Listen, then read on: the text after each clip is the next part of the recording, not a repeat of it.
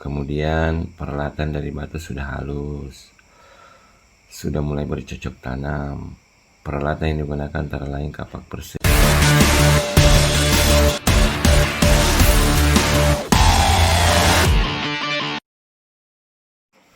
Assalamualaikum warahmatullahi wabarakatuh.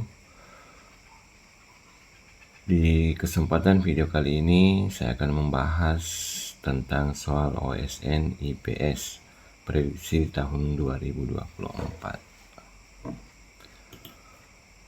Nomor 1. Bukti bahwa masyarakat Indonesia sudah bercocok tanam pada masa Neolitikum adalah adanya A. Gejok Kelmodinger, B. Kapak persegi, C. Kapak genggam, D. Kapak logam, E. Flag. Nah, sekarang di pembahasannya, ciri kehidupan manusia purba masa Neolitikum itu ada beberapa. Yang pertama, sudah mulai menetap. Kemudian peralatan dari batu sudah halus, sudah mulai bercocok tanam. Peralatan yang digunakan antara lain kapak persegi, kapak lonjong, beliung, perhiasan, dan tembikar. Dari pembahasan itu kita melihat bahwa jawaban yang paling benar adalah kapak persegi. Selanjutnya nomor 2. Bagi daerah yang mengalami kelebihan barang distribusi dapat mencegah A. Kemerosotan harga barang, B.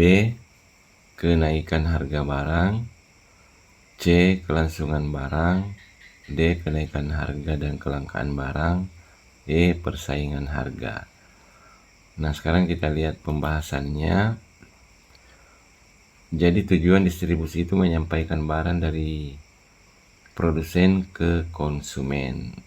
Sedangkan manfaatnya adalah barang hasil produksi tidak tertimbun di tempat produsen dan tidak menimbulkan kelangkaan barang yang menyebabkan kenaikan harga.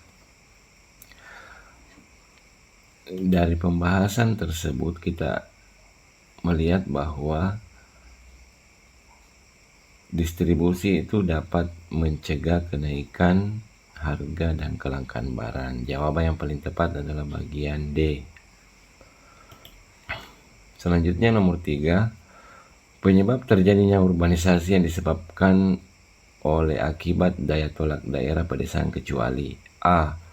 Semakin padatnya penduduk desa, B. Lapangan kerja di luar sektor pertanian sangat minim, C. Pembangunan bidang transportasi sehingga hubungan desa kota semakin lancar, D. Fasilitas memadai, E. Terjadinya bencana alam.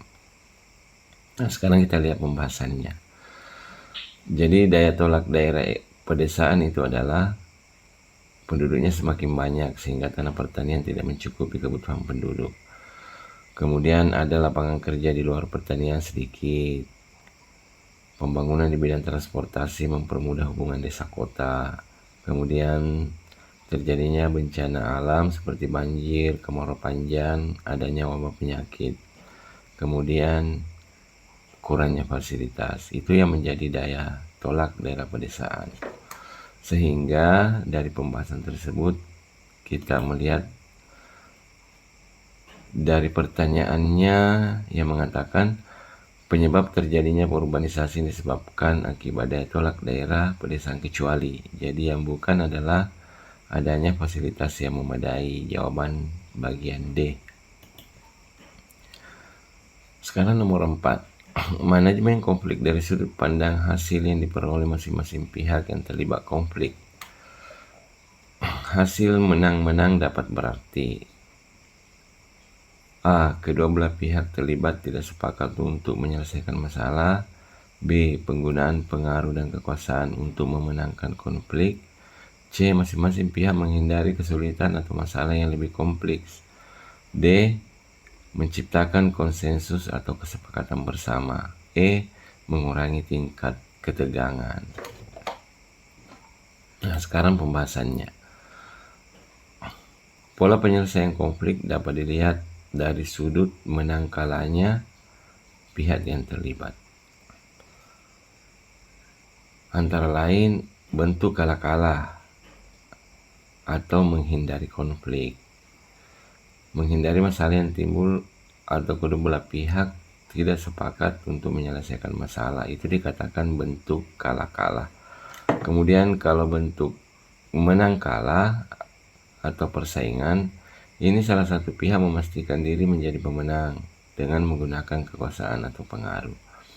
Kemudian bentuk kalah menang atau mengakomodasi, salah satu pihak dalam posisi mengalah mengakomodasi pihak lain untuk menghindari masalah yang lebih besar dan mengurangi tingkat ketegangan serta menciptakan kedamaian. Terakhir, bentuk menang-menang atau biasa disebut dengan kolaborasi, menyelesaikan konflik melalui konsensus, kesepakatan bersama dan semua pihak yang terlibat pertikaian.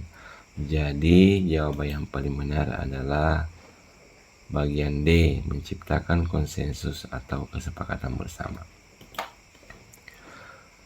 Kemudian soal kelima, dalam satu organisasi sumber daya alam, tenaga kerja, modal, jiwa kewirausahaan, dan informasi merupakan contoh dari A. Faktor produksi, B. Faktor konsumsi, C. Faktor modal, D. Pelaku ekonomi, dan E. Output produksi. Sekarang pembahasannya.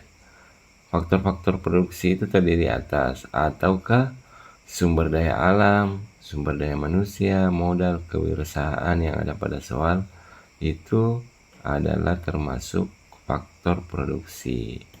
Jadi yang paling benar adalah bagian A. Untuk pembahasan kali ini sekian dan terima kasih. Kita tunggu pembahasan selanjutnya atau part 2. Terima kasih.